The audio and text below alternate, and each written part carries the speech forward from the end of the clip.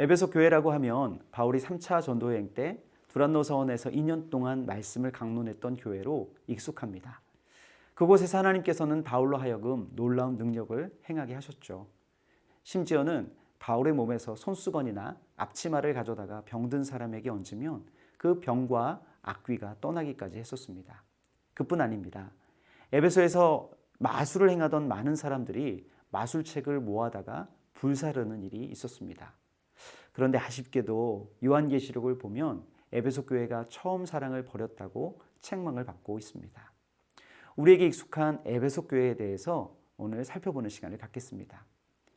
에베소서의 저자는 바울이죠. 바울 스스로가 자신이 에베소서의 저자라고 밝히고 있습니다.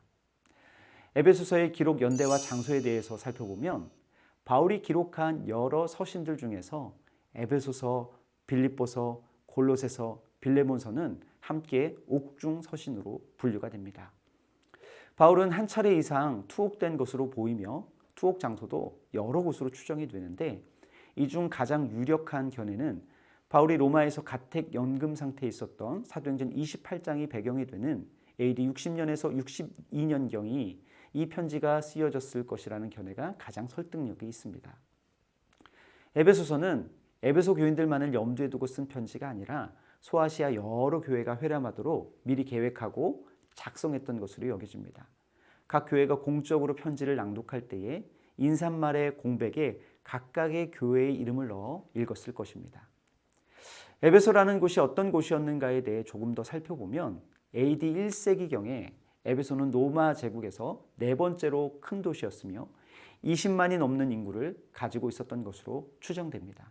특히 에베소는 아르테미스 신전으로 유명한 도시죠. 매년 열리는 아르테미시아 축전에 참석하기 위해 많은 순례자가 에베소를 찾아왔었습니다.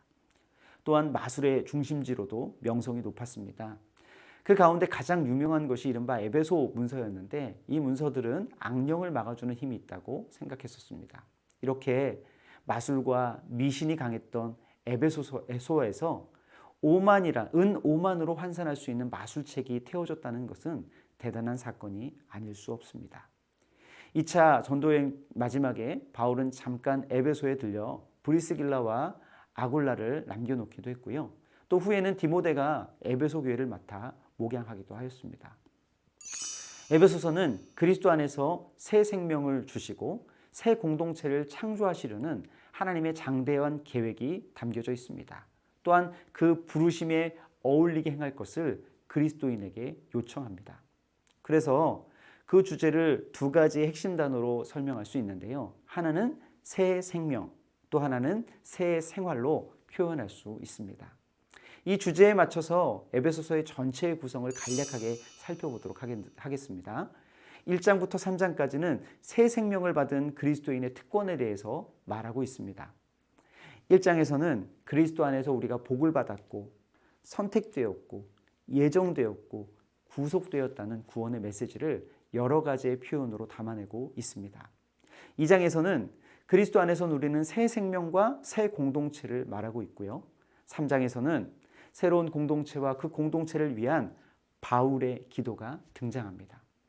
4장에서 6장까지는 그리스도 안에서의 새 생활을 말하고 있는데요.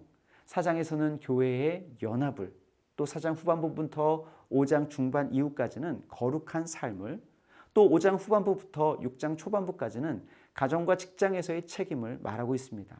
그리고 마지막으로 우리가 싸워야 할 영적 전투에 대한 언급으로 마무리하고 있습니다. 에베소서는 오늘날의 교회에게 대단히 중요하고 매우 실제적인 책입니다. 우리가 받은 구원의 복이 얼마나 소중한 것인가를 깨닫게 하고 구원의 값진 은혜를 삶으로 살아내도록 권면하고 있습니다. 에베소서를 통해 새 생명의 은혜를 깨닫고 새 생활을 영위해 나아가시는 성도님들이 되시기를 소망합니다.